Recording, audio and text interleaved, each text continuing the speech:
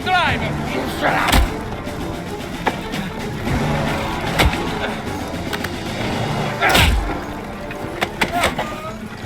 Get up!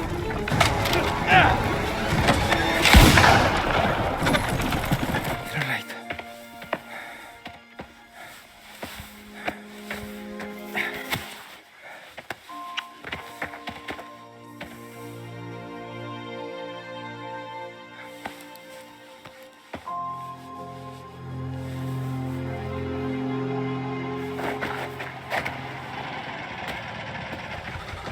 Isabella, bene. They took Gennaro. I'm going after them. I need to take you home. No. You know he's right.